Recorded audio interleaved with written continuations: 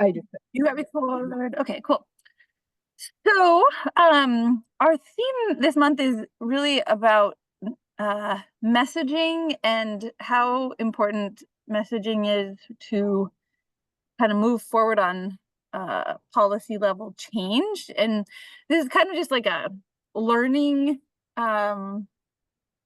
focus for the hour. So glad you're here and really eager to hear everybody, feedback too and ideas. Framing to win.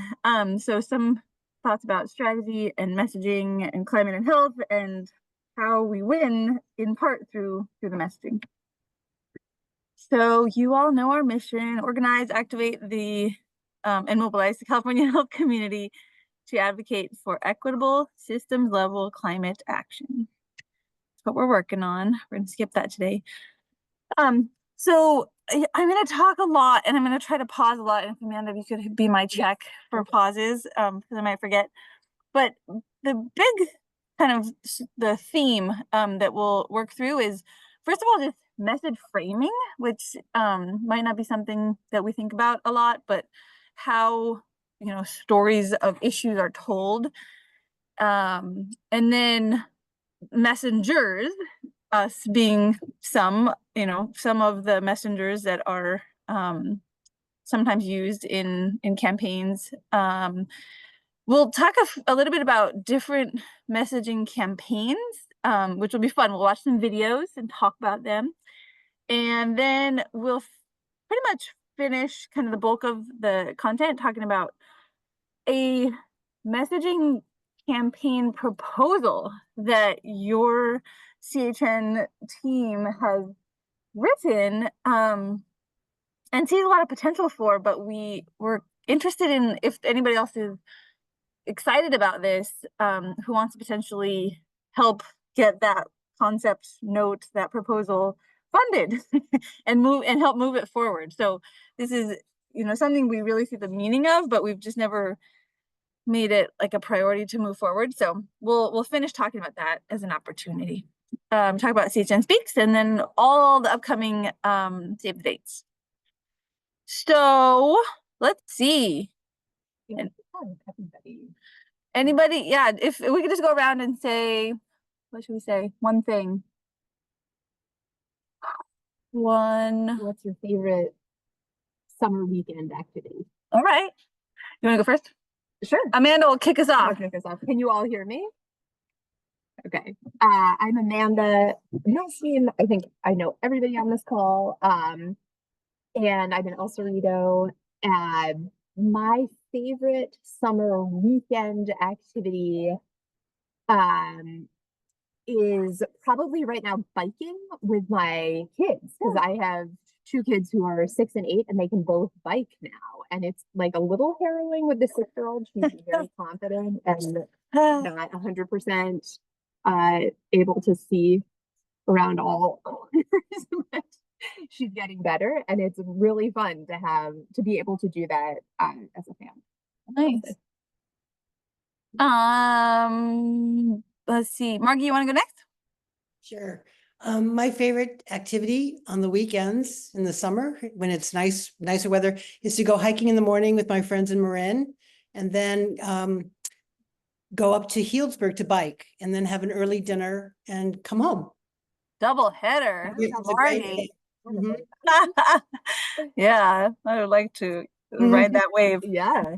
How about you, Bill? Used to be water skiing till I gave my boat away. Now it's mountain biking. Nice. Where did you go water skiing? What lake? On the Sacramento River Delta, which is one of the most amazing places to water ski in the world. Like 1,000 miles of flat water in like a 10 or 20 square mile area. It's incredible. It's like stepping.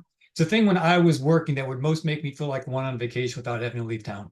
Yeah. You really feel like you step away and decompress from all depression. Yeah. But everybody got too old. No one wanted to go anymore. Wasn't using the boat enough. So I gave it to one of my friends who's got a young family. That's funny. You can't hook onto that family and water ski with that. Oh yeah, I'll still go. But I can't. It's not like I used to. And plus it made me feel guilty to use my internal combustion engine boat too. Yeah. It wasn't an electric boat. I once saw a boat named Diastole, which I thought was very funny. How about you, Brenda? Uh, so summer activity. Well, I'll tell you what I want to do this summer. So, we recently moved and we have several outdoor spaces, or out right outside of our new house. And, I really want some tips, if anyone has tips as to how to beat the mosquitoes. And I don't know if this is a NorCal problem or just Los Angeles, but Los Angeles, just like these mosquitoes just like eat me alive. And so would love to deck out these outdoor decks and spend more time outside. But Yeah. the mosquitoes in Los Angeles, because of climate change, have definitely been more of a problem than before. And so, yeah, all the tips. Citronella candles, I like that idea a lot. I think I'll just like, clear out my local Costco of like all the candles and yeah, and something that would be safe for like my toddler as well. So Right. so yeah, gotta deal with climate change for my summer activities as well. Lounging in your new backyard that you worked hard for. I know, right, right? exactly. How about you, Abby? What's your favorite weekend summer activity? Hi everyone, my name is Avi. I don't know if I've met everyone on this call, but I am a paint fellow at UCSD. Keeping on the biking trend, I am a long distance road biker. So I like to kind of go for long bike rides along the coast, from my house in Pacific Beach all the way up to like Encinitas, and then I'll go a little inland and then come back. And it's been really, really nice. It's been hot, but at least along the coast, it's not too bad. You get the ocean breeze. So that's been fun. And then there's a lot of good bakeries along the way. And since you're biking, you have no guilt about eating giant croissants. So it's an excellent way to spend my weekends. Great combo. I love Yeah. it, Abby. Yeah, in a past life, I rode my bike once from Seattle to San Francisco, and the long distance cycling, there's nothing like it. So fun. Let's see. Wendy, do you want to share?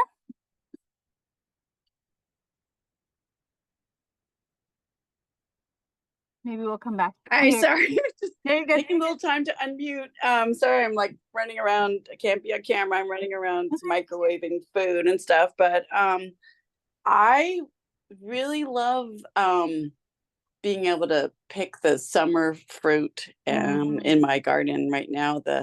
We have a native plum, and they're just starting to ripen, and I just love climbing up in the tree and picking the plums and getting a different perspective.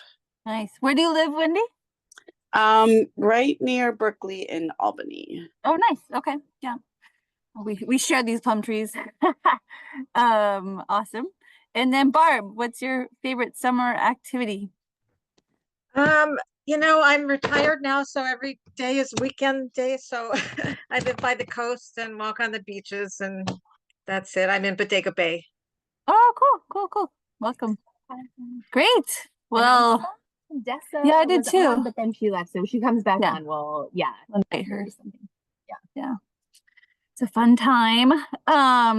So I always come to this kind of framework to think about, and this kind of is like the strategy of narrative. So it's both. It's the head and the heart coming together and telling the story as a framing the framing. So messaging and framing is not something I think about a lot, and I'm just going to kind of start by talking about how people who do think about it a lot, how they describe it and use it as a strategy. So, and it's maybe very obvious, but just the place to start. So that framing involves how we emphasize certain elements of an issue over others, and it is hugely consequential for shaping the way that the issue is understood. So, this is kind of the 1988 James Hansen thing, kind of the way it's been framed for a long time, which is really ineffective. Also possibly, the data actually shows ineffective, scary, wildfires, heat waves. There's different ways that it's framed, right? Bill McKibben, you may have seen his recent post about how journalists in heat waves are like showing pictures of people in the park and at the beach when it's actually, that's not the issue, y'all. It's something much more serious and dangerous and not fun looking. And then the clean energy and then the dirty energy, just kind of the different facets of what we're all working on and how they bring to mind different responses and how impactful those responses are and how inadequate the responses have been on the framing for too many decades, right? And so framing theory is that how we frame things can either make the message increase in salience and perceived applicability. Maybe a decade or so ago, so many people had the feeling like climate change is something that affects other people in other places and other times. This is less so now, but we need to make it really salient and really applicable feeling to everybody. And message framing has to be really strategic to do that. And like how we engage with something has to do with how personally relevant it is.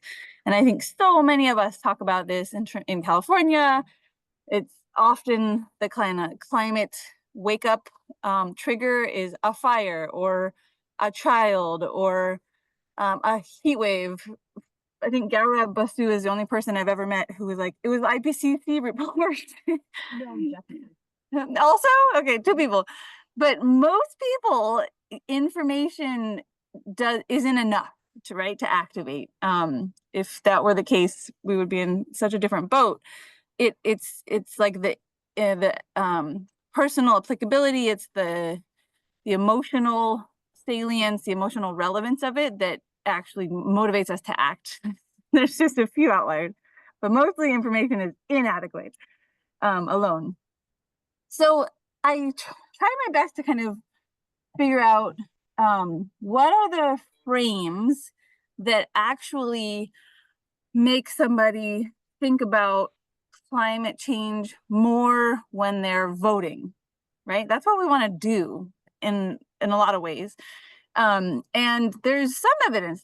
There needs to be more, but there is some evidence. There was one study in Nature of 7,500 people in 5 different countries. So this is super global, but a lot of different studies referred to this one. So I thought it was a good place to start. And things that boost levels of public support for climate policies are positive framing. So things that highlight the opportunities that how climate policies can make things better, and how it can be a positive thing. Health and environmental frames, so improving our health, improving our environment, do boost support. And then this was interesting, global, like how there's framing it as a global issue instead of as a individual issue is effective, and also making it immediate, which I think makes a lot of sense with the way that our Homo sapiens brain evolved. We're so terrible at planning for a year ahead, let alone decades ahead. So really making it about the immediate benefits is, combining all these, the immediate health benefits, right? That's a theme that we'll see is the most effective for boosting support for policies. So these are what we want to work in, and in our talks, right? In our talks to our peers, in our talks to our neighbors, like really coming from this sort of understanding of what helps people kind of move towards the issue instead of putting our head in the sand. I think it's really interesting and important to be smart about.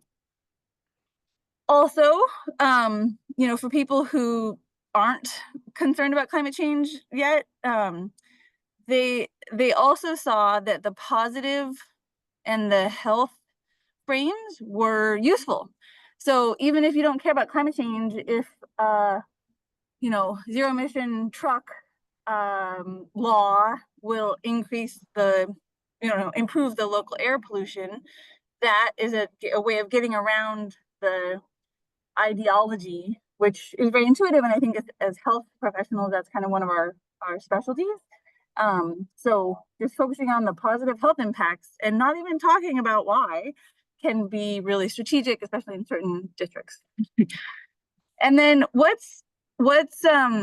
does the kind of data show is likely to lower support? So this is what we never want to do, and also what we've been doing for a long time is negative framing. So just talking about the threats, which, oh my God, that's like where so much of the messaging stays and doesn't leave, and it's ineffective and it lowers support. So it's unfortunate. So we're not going to do that. And then just a little bit more about this kind of what we know. This is pretty sure. People want to respond to that. Thank you. Yeah. Any thoughts, reactions? I'm looking at the chat too now. Thank you. Yeah. Any surprises here, or like, duh? I can share one reaction from that.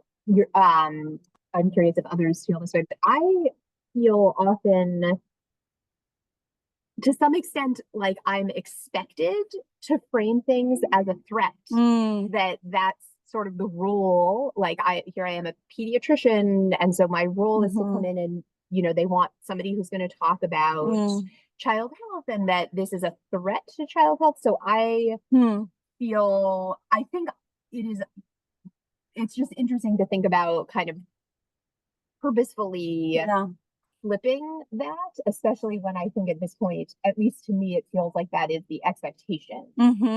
So yeah. I remember reading something recently about that the positive framing isn't true after all. I don't remember where I read it. Interesting. The benefit of positive framing isn't true? Yeah, but I don't remember where I read it. I read a lot of articles. Yeah, it can be hard to keep them all straight. Yeah, I didn't come across that. There's lots. I would be also curious who funded that. Right. Just saying. But that would be an exception to the majority of what I came across, and that could very well be, a different poll. Okay, thank you. Yeah. I think it would be interesting to look at different demographics and see what would be helpful with certain types of people. And then also the demographics of like the people speaking about climate change. Like, I think we've discussed that a little bit. Like, obviously we're all here because we think that we as health people make a difference in this climate movement. And so we provide our unique perspective. But yeah, it would be cool to learn more about that for the audiences and also for the people who are giving the messaging. Yeah, for sure. Like this is literally 5 countries. I mean, it's like the 30,000 foot view. And there's so many sections of populations that are really different. And that is a important and consequential point.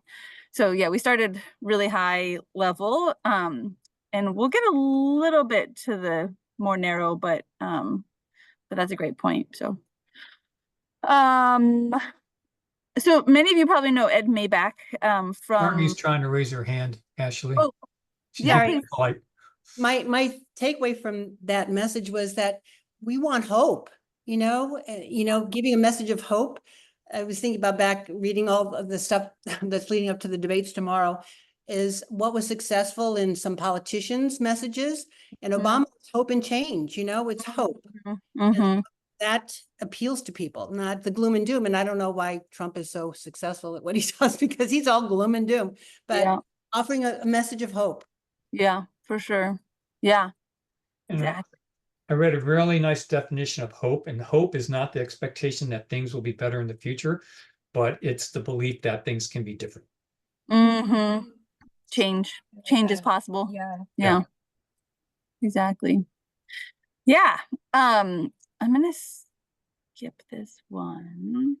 So this was another article that or study out of Eco America, who does a ton of messaging research, and I think it kind of reiterates what a lot of what I've heard from the consortium kind of conversations and meetings and things, that the majority of Americans support climate change solutions that protect health, and that's a really a strong motivator for people in terms of climate solutions. So when it's framed as a health protective, effort, then that boosts support.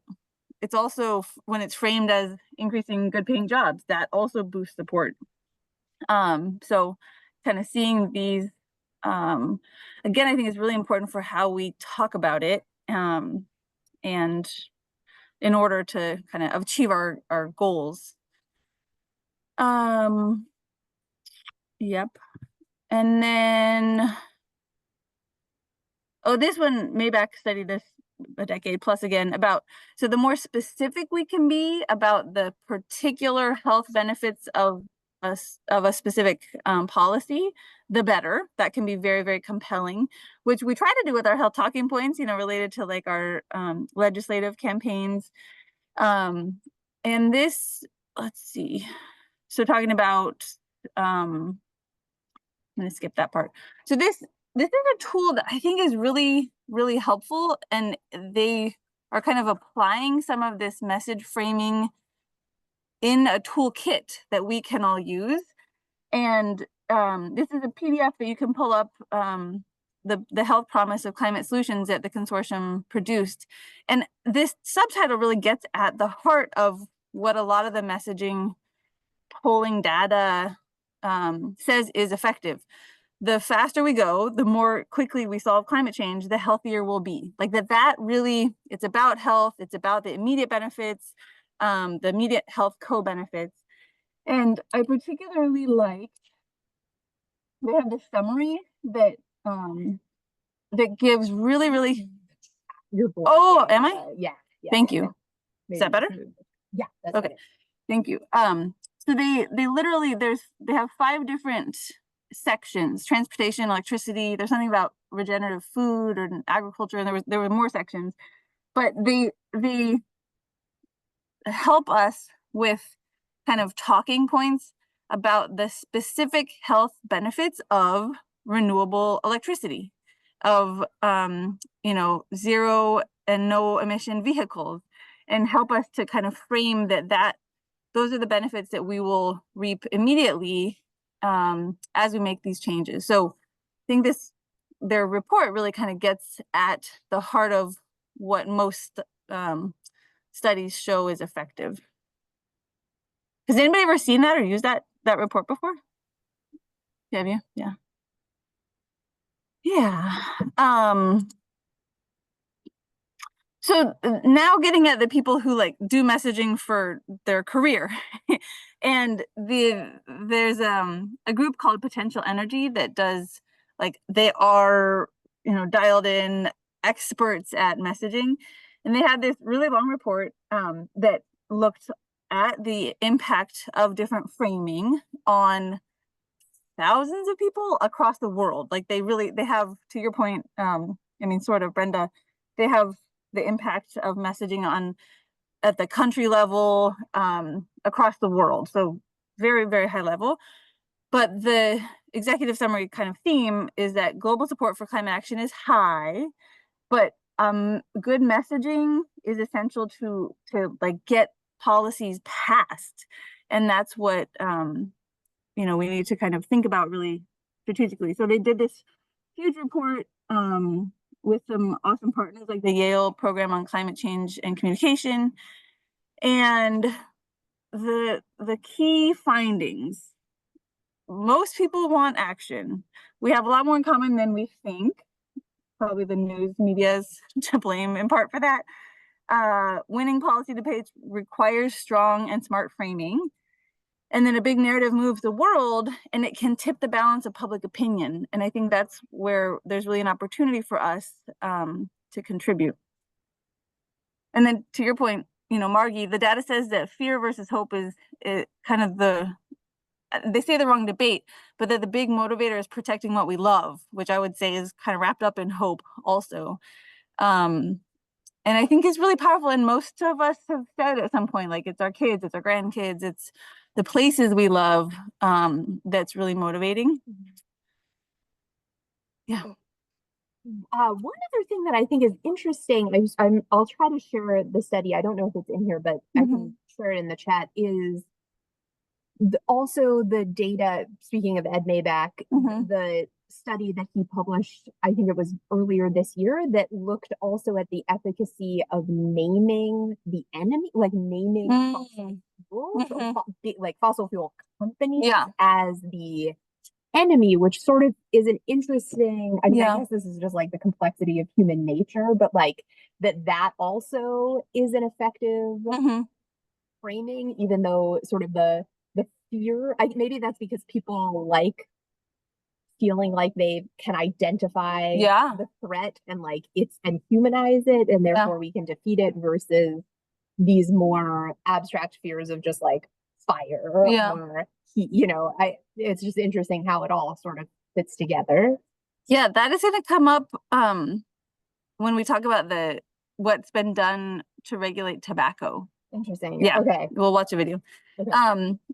So, and then there's being strategic with the messenger, which is why basically we started Climate Health Now, was because we're, the messenger role of being in the health community is unique and valuable. So I'm gonna skip that, but I'm sure I've shared this with, you've all seen probably something like this, that when people are polled, on average, right, there's very important differences in demographics in the US for lots of historical reasons, but on average, nurses are usually among the most trusted professions. Often doctors are second, pharmacists, teachers, so that being strategic with the messenger as well as the message, I think that's really like a potential powerhouse and hopefully effective combination. And I like to visualize it that we're trying to leverage our health voices, to really around health and safety and protecting what we love, who we love, in the interest of boosting support for policies that solve, climate. So then what we're going to shift to is watching some cool videos. Hopefully that works. And just thinking about what videos, like what the impact is, and who have done these kinds of messaging campaigns well. So I kind of went deep on this because I think it's so inspiring what's been done with tobacco in California, which now has among the lowest smoking rates in the country. And a lot of people would attribute that to, Proposition 99 passed in 1988, and it was a tax on cigarettes, and the money in that tax was earmarked for environmental stuff, healthcare programs, and then anti-tobacco advertisements. So out of that came the Tobacco Control Board that I'll talk more about, and their like awesome ads. But I think it's really interesting that it got all funded through a tobacco tax that was a referendum. So the California Tobacco Control Media Campaign, like I said, financed by the tobacco tax, it was the first to feature the aggressive ads that Amanda's getting at, that revealed the deceptive practices of the tobacco industry. So lots of parallels, obviously. And it's been incredibly effective, like helping, save lives, help people quit smoking, saving healthcare dollars. And this is written up in the British Medical Journal a long time ago. It is still running. They still have really well done ads. It's in 6 different languages. They talk about their issues. I think it's interesting. They talk about the health impacts of tobacco, including e-cigarettes, exposing the tobacco industry's deceptive marketing tactics, And also there's an element of environmental impact that they're now embracing related to like microplastics, which I think is also interesting. So they have this website, undo.com, that, I mean, it's really well done and it's funded by them, by the industry itself. So we're gonna watch one of their videos now, that I can't stop hearing the parallels with big oil. So I'll be curious to hear yours after we watch this. So let's see if this works. Can you like raise your hand if you can hear this when I push play? Big Tobacco created a global epidemic. They're responsible for the #1 cause of preventable death and disease, smoking. Now they want to be in charge of the solution and make a big profit too. They promise a better tomorrow and a smoke-free future. How? By offering up addictive vape products while still selling 6 trillion cigarettes each year. This deadly deceit keeps people who smoke stuck in a cycle of addiction and attracts a younger generation of replacement customers. Big Tobacco claims they are driven by product innovation for the greater good. But in reality, they don't care about your health. They care about their profits. They pay big bucks to influence how you think, securing special editions of scientific journals and paying for research that says their vape products are safer. They don't want you to see the growing body of research showing that vaping increases the risk of stroke and amplifies mental health conditions like anxiety and depression. The truth matters. Each day, Big Tobacco kills 110 Californians, while 30 more suffer from tobacco-related diseases. Don't be fooled. Big Tobacco's smoke-free future is a nightmare for us all. See reality at undo.org.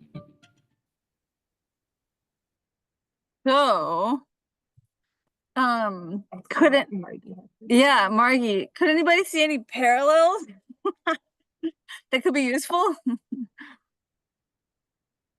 So much, but it wasn't a message of hope. No. Interesting. Yeah. It is interesting. I know. I actually did put I put together this little framing thing to ask kind of that question. So yeah, I'd be curious to hear kind of what framing you did here, and then I don't know, yeah, just what you think about the impact of a message like that about tobacco, but also if it was about oil, the oil industry. So what did you hear, Margie? You know, I think it's calling out the villain, you know, very clearly, and how they're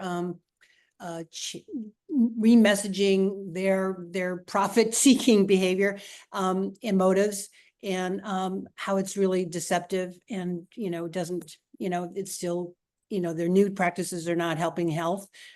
So I think it's really calling out the villain and exposing their deceptive,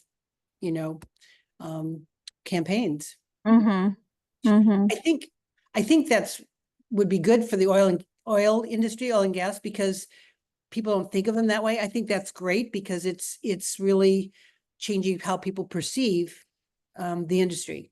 Yeah. They're not our friends. Right. Yeah.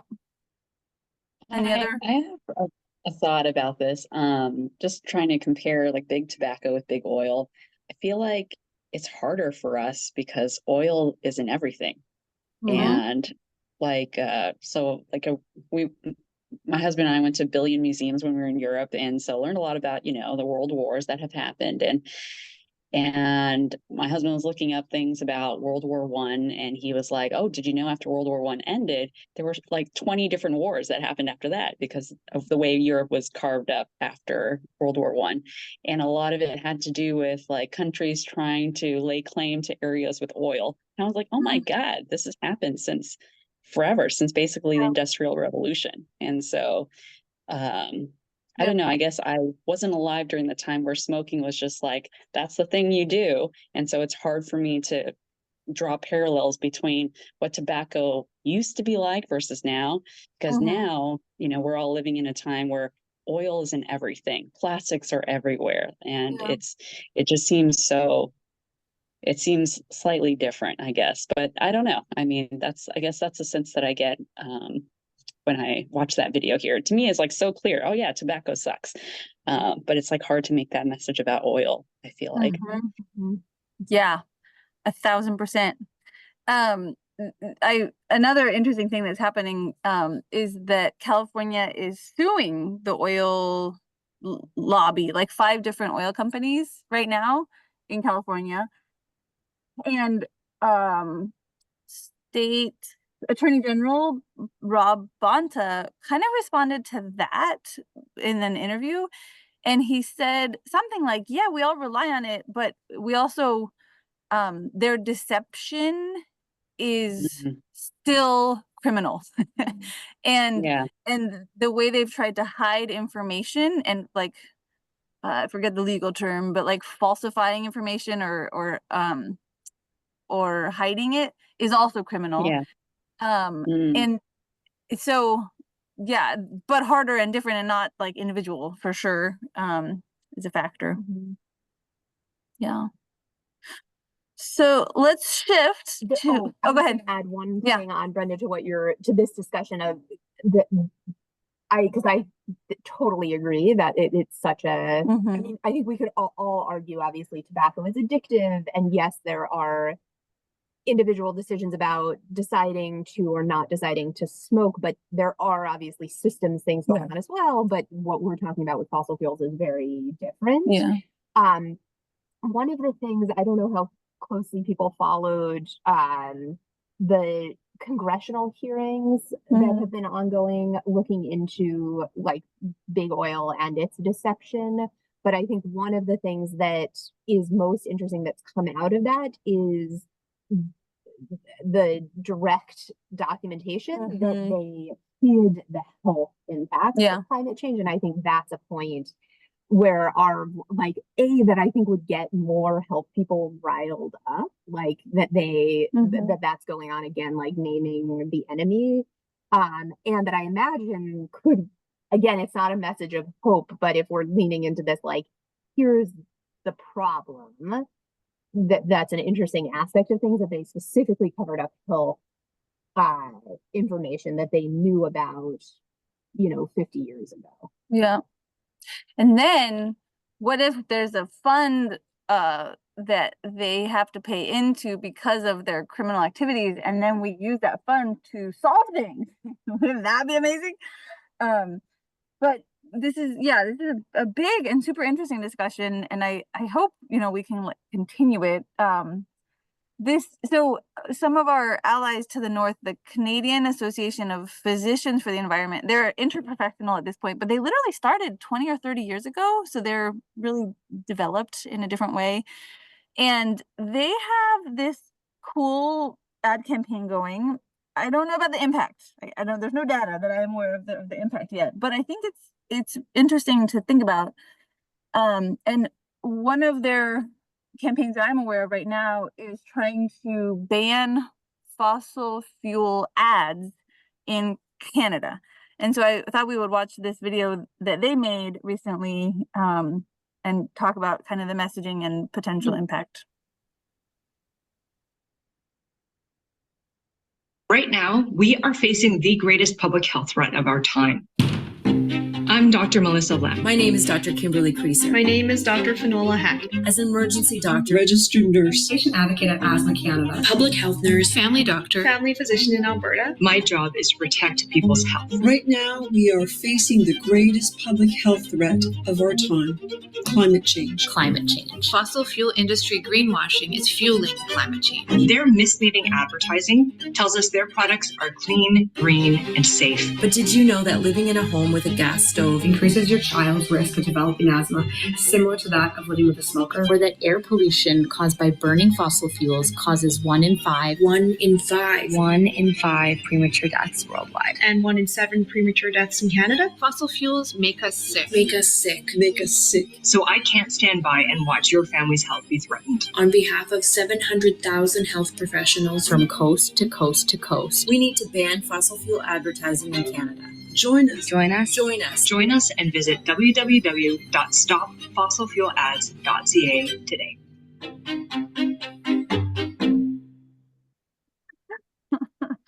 I like the music. So Right now, we are facing the Melissa. greatest public health. Okay. So what if you like initial thoughts and kind of framing and yeah, what do you all think of that? Pretty negative. Pretty Really negative. Negative in numbers. I didn't Uh-huh. I didn't think it was very effective personally for that reason. Negative in numbers though, what do you mean? Like It was just all that fossil fuels are bad and these are statistics. And yeah, we're all going to say the same thing over and over again. yeah. It didn't make me cry, and I'm very easy to cry. Yeah. I think the framing was very poor. I don't find that to be a particularly effective ad. Yeah. What do you think? I'm just curious. What do you think would have made it? What would have been more moving? The story that you told about your child patient with asthma, unable to breathe, and you had no medications to give them because the air quality was so bad because of the fires. That's framing. That still to date is one of the most effective things I've ever heard. That almost made me cry, and I don't cry very easily. Because it was very sincere. Yeah. And it was very specific, and it addressed the big picture on a very personal level. Yeah, and again, exactly. It came off as being so sincere and so real, so believable. To me, that is the most powerful framing I've ever heard. I think in anything I've read or heard, that was really, really powerful. So okay, so we're gonna change. We're gonna improv right now because Bill. So now we're gonna talk about Science Moms is this campaign of like PhD climate scientist moms getting at that personal thing, but they're funded through Potential Energy, who are the ad wizards, right? So this is like CAPE, they're like us, right? They don't know about messaging, but who produce these ads, they do. So let's watch these two and then we'll talk about them.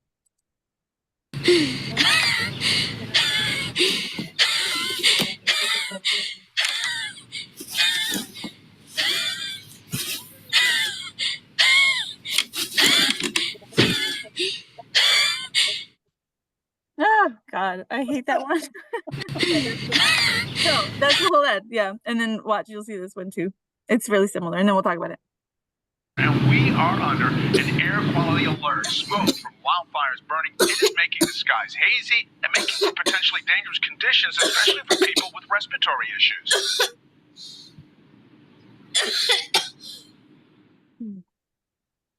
Ugh. And we are under an air. You all remember, well, in the north, you probably remember that day when it. Sorry. So what did you think of those two? Where it's just like kids, health, kind of. How did that land? A little girl with asthma is so effective. That was so effective because you felt that pain. You felt so short of breath. You with that little girl, and I know she couldn't find her inhaler. That there was no solution, or that it was out of reach somehow. Mm-hmm. Really effective at getting attention, but not so effective as directing what you knew about. Yes, that's horrible. That poor child. But there was no closure of what we want you to do because of this. The call to action was missing. Yeah, I think it was like scary. You just want to turn off because you don't want to see that. Yeah. So it was about health, but it was kind of there was no channeling the impact, no channeling the energy. Where's the hope and change? Yeah. What can we do? Yeah. Yeah. Right. Oh. Yeah, interestingly, so sorry for joining. I pursued, like, if you go to their website of Later is Too Late or Science Moms or whatever, their call to action, they need to be working with community organizers because they don't have like a way to channel that energy. I think they're great. They're better at the ads, but not where to take that energy. So, I think, let me see. So go ahead. Can I just proceed? Yeah. The droughts keep getting worse. Does it have something to Okay. No, that's okay. It was like, what would be an effect. Like, I totally agree. That was very profound. It was very hard to hear her breathing, and there was no call to action. But what I think part of the challenge is like, what is the call to action? Like, is it, you know, like what is the call to action? And I think some of this speaks at like the incredible depth and interconnectedness of I mean, there's so, and positively there's so many things we can do to help with climate change, but like I'm just curious, like what would you have wanted to see there? Put that little girl and then a vote for keep the law. Referendum for SB 1137.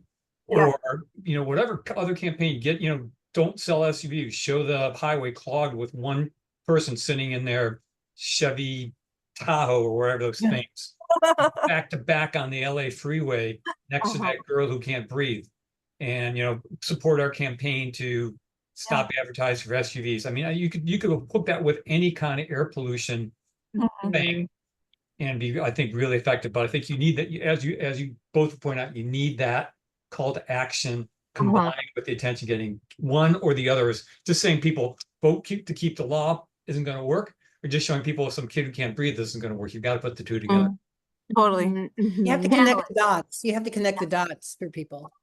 But that makes it a lot easier in that if somebody was that first part is pretty universally applicable, and then you connect it to what you want people to do at that moment in time.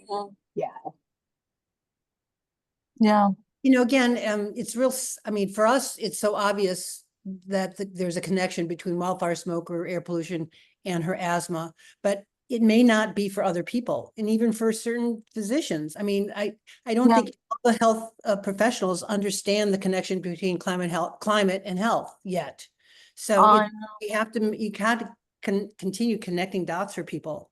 And then channel the energy. So let's watch one more. And I love talking about this with each other because it just feels like there's this gaping opportunity need to do this better, you know. So this is from some of our colleagues to the east. So the Virginia Clinicians for Climate Action group, they put this ad out a couple years ago now. And I don't know who they worked with or how they got it published, but let's see how they did it.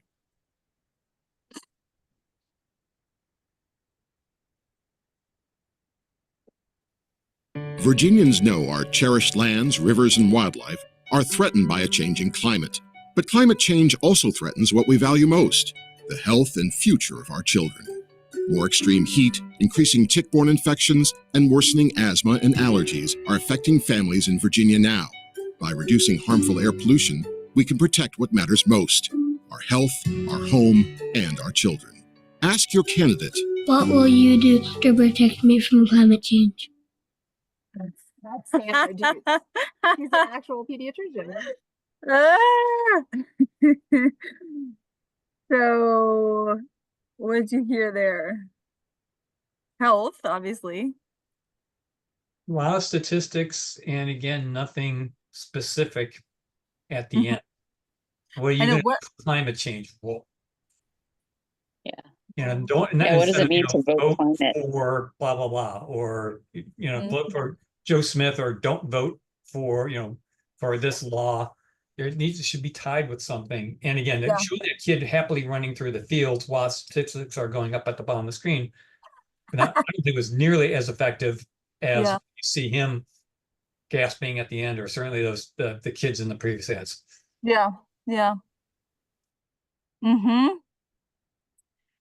gets so quickly into, I mean, like, all of us, I think at this point know, like, what can you say as a 501c3? I mean, Margie, you see this all the time with what does it mean to say vote for climate? Can you say that? But it kind of gets down to like funding.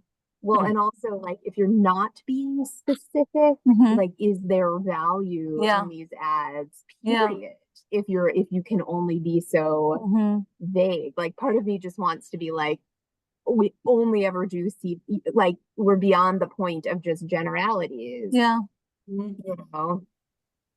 Yeah. So maybe we could finish. I don't know. This is kind of interesting because this is the opponents, right? So this is literally the group funding the referendum on setbacks. Their ad is, I don't know, I think it's more specific. So it's 30 seconds and then we'll finish with the videos. So this is how they're framing the risk of the referendum, basically.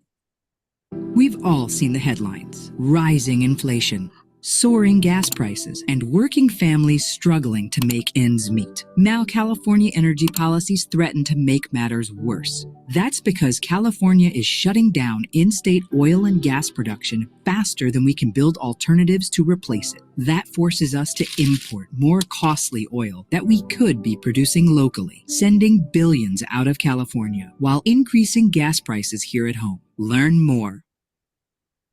So that didn't have a specific call to action either. Was more vague than I thought. Yeah. But it appeals to, I mean, the people are concerned about inflation and the cost of, everything. And so that's, I think, a big concern, maybe a primary concern for most people is, how am I going to pay for my gas, or how am I going to pay for food?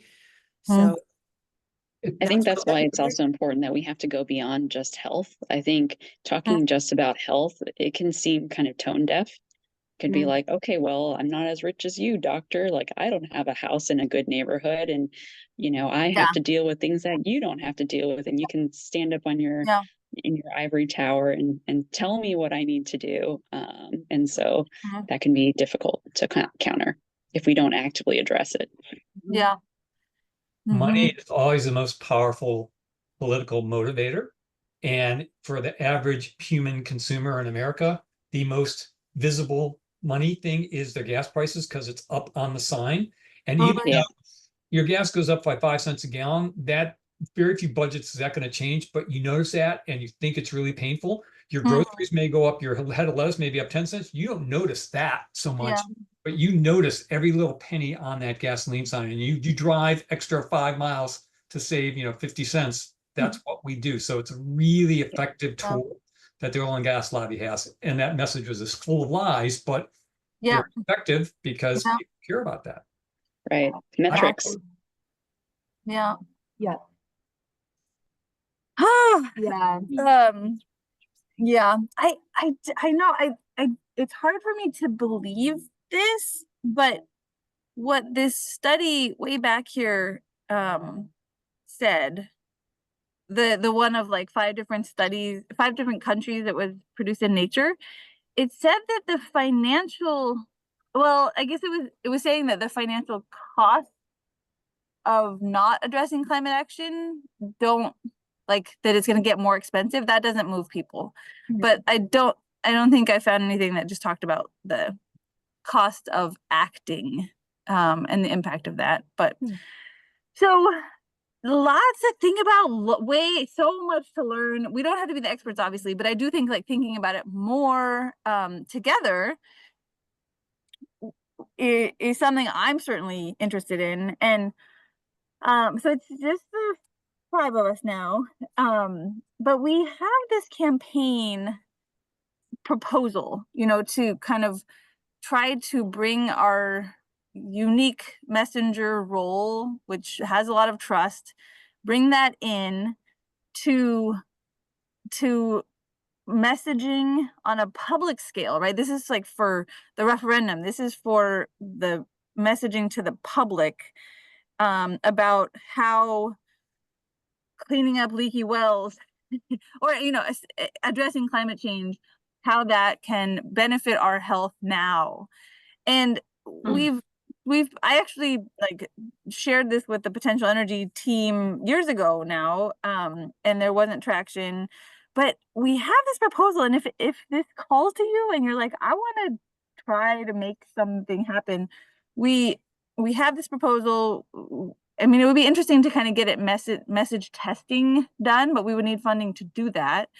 And then Amanda, if you want to fill us in on Fossil Free for Health. Yeah, so there's a coalition that formed about 1.5 years ago called Fossil Free for Health. That's a national coalition that's got representatives from many of the different state groups, many of the different PSR chapters, as well as some other nursing groups. There's an ALA chapter that just joined that's really interested in these questions about messaging and ad campaigns, specifically going at fossil fuels.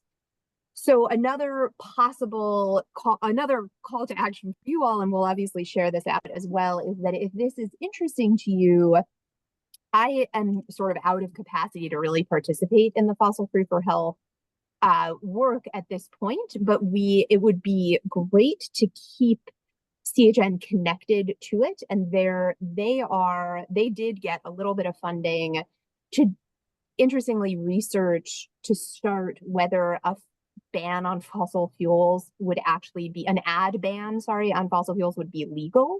That's actually, interestingly, the first thing that the funder wanted to look into.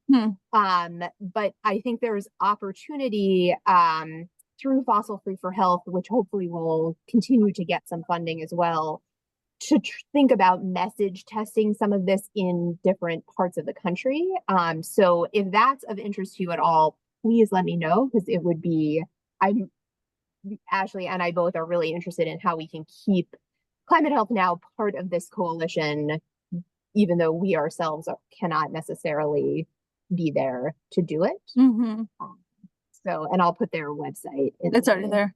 Yeah, so maybe this kind of national network potential, and then also maybe specifically in California, because we all know we've got plenty of work and need here. So I don't know, is it interesting to any of you, or does it make you think of anybody in CHN or not who has expressed interest in this type of thing? Hi, Brenda. Yeah. So an opportunity. I think we should skip this. Yeah. So we're cool. Yeah.